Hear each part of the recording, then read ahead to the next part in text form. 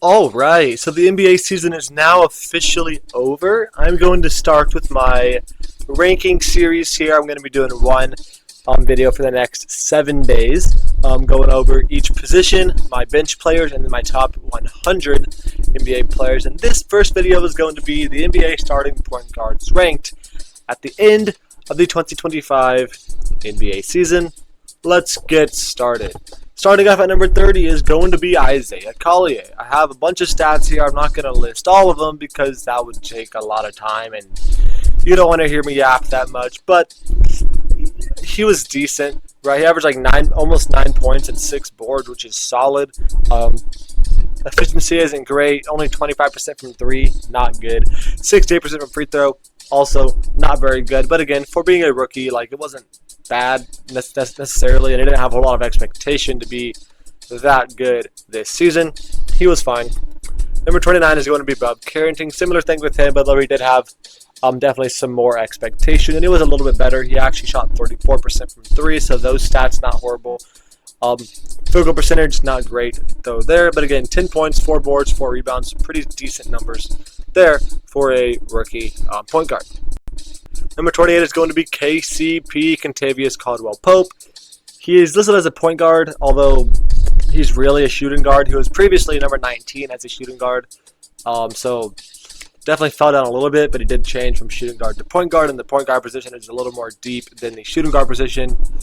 But you can argue with my positions all you want, but I did the best I could because I only wanted to include players that have played at least 41 games, and the point guards for Orlando, like Jalen Suggs, who would be a traditional starting point guard, did not play in 41 games, so he could not be included on this list. But KCP stats had about 9 points, 2 assists, and 2 boards. Steals at 1.3. Those are some pretty good numbers there.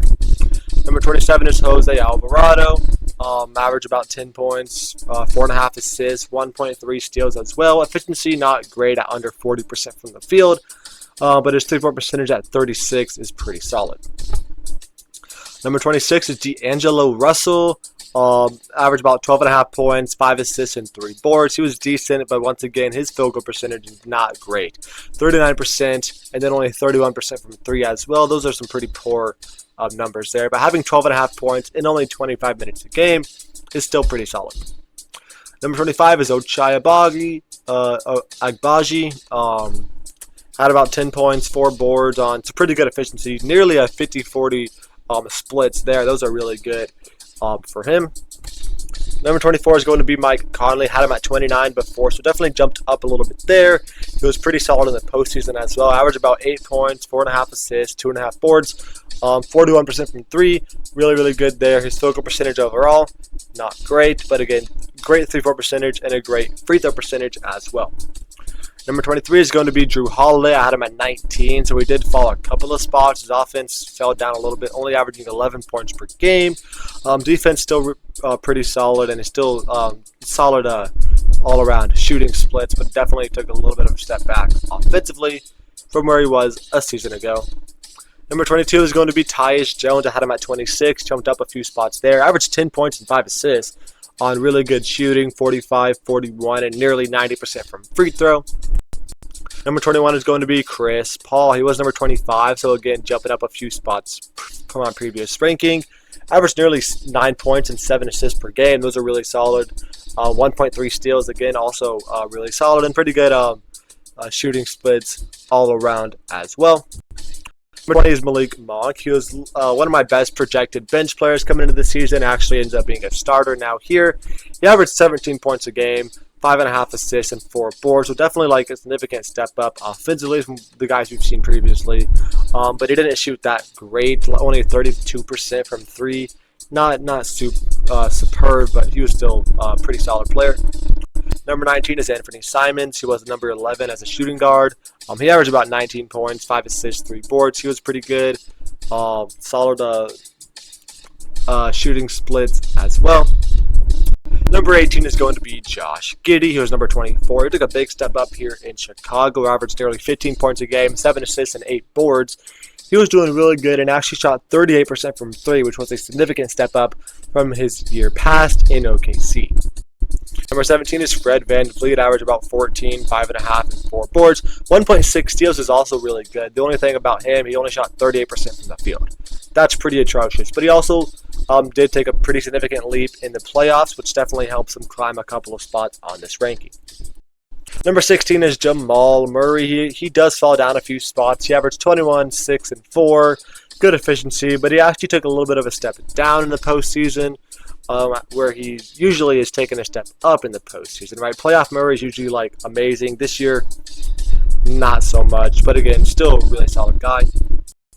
The 15 is Tyler Hero. He was doing really good, averaged 24 points, 5 assists, and 5 boards on really, really good shooting. He was great this year. The point guard position is just very, very deep, because in my mind, like, he feels like a borderline top 10 at his position, but he's only all the way down at number 15, which is kind of crazy. But again, the point guard position was just so deep this year. 14 is Tyrese Maxey. He averaged 26 points, 6 assists, 3 boards, nearly 2 steals a game. The only thing about him, like, he could definitely stand to shoot a little bit better from the 3 specifically. Only at 33% there. You'd like to see that maybe like 36 next year, and he definitely could easily be back in the top 10 if he could do that. Number 13 is going to be Ja Morant, who was number 4. He definitely did not impress me this year. Still very solid numbers, 23, 7, and 4. 45% from the field. 3-point percentage has never been his forte. I would like him to get that up. But again, number 13 feels kind of low, but again, just because of how deep the position is, it's honestly not too bad. And you'll see, how that translates later in the video. Number 12, you got Trae Young, who averaged 24, nearly 12 assists per game. His assists per game has gone up every single year since the end of the league. That's really good. His efficiency is not amazing, but it's passable. 4.7 turnovers, not great, but again, they'll kind of take that when he is averaging as much assists as he does. Number 11 is LaMelo Ball. He actually played enough games to make this list this year. That's cool. He averaged 25 points, 7.5 assists, and 5 boards. Kind of like Trae Young. Efficiency is not great. You'd like to see that go up a little bit, but he still had really solid all-around numbers. Number 10 is Damian Lillard. He was number 7. Definitely not as good as he was, in Portland. Not as good as he was even last year in Milwaukee. But still, about 25, 7, and 5 is pretty good. Solid efficiency. He was just really poor in the playoffs. I know he was playing injured, but his playoff numbers were atrocious. Number 9 is going to be Cade Cunningham. Averaged 26, 9, and 6. Really, really good this year. I had him at number 14. Definitely surprised me. I did not think he was going to take a big of a leap as he did. Efficiency also really good, and he was really, really good in the postseason as well. Number 8 is going to be James Harden. He definitely took a step up. I didn't think he was going to be as good in LA this year as he has been in years past. I thought he's probably going to start to decline a little bit. He didn't really decline this year. Averaged 23, almost 9, and 6, and had 1.5 steals per game as well. Only shooting 41% from the field. Not amazing, but his other numbers were all really, really solid. Number 7 is Darius Garland. Last year was a very disappointing year for Darius Garland, and I kind of expected relatively the same. And he definitely was not disappointing this year. Averaged 20 points, 7 assists, 3 boards on really good shooting over 40% from 3. He was amazing this year, especially compared to last year. Number 6 is going to be Kyrie Irving. Had him at number 4 as a shooting guard. Slots in at number 6 here. Average about 25, 5, and 5 if you round up there. On really good shooting there as well. 47, 40, 91 splits. Kyrie Irving was amazing. Number 5 is going to be Jalen Brunson. Averaged 26, 7, and 3. Really good shooting splits there. Clutch player of the year as well. He was amazing this year. And I had him at number 5 at the beginning, and he comes in at number 5 at the end. Number 4 is going to be Tyrese Halliburton. So him, obviously having those 4 playoff game winners essentially, or at least those 4 huge clutch shots in the postseason, definitely helps propel him a couple spots on this list. Also, just making it to the NBA Finals definitely propels him a few spots as well. And he was great, right? Regular season stats aren't like anything crazy.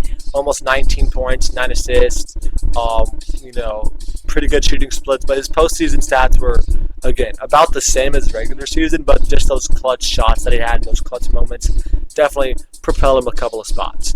Number 3 is going to be Stephen Curry. Had him at number 3 regular season, or preseason, I suppose. And he comes out again as number 3. 25 points, 6 assists, 4 boards. Really good shooting splits once again. I mean, it's Stephen Curry. You wouldn't expect anything less. He was really, really good. Number 2 is going to be Luka Doncic. Had him at number 1. Drops just one spot. He averaged 28, 8, and 8. Really good. 1.8 steals. Pretty solid shooting splits. His playoff numbers actually took a little bit of a dip down, especially defensively. He was pretty bad in the postseason, but overall, he was still an amazing player this year. And of course, it's going to be Shai Gilgeous-Alexander, who's going to come in ahead of Luka because, he was the MVP. He won the NBA Finals, won the Finals MVP, the Western Conference Finals MVP. He was amazing, right? 33 points, 6 assists, 5 boards, 1.7 steals, and 1 block. Really, really good all around. Great shooting splits, and obviously an amazing postseason run when he does obviously win the Finals MVP. And these are some of the guys that were missing from the original list that I made in the preseason. You have Terry Rozier, who was at 22.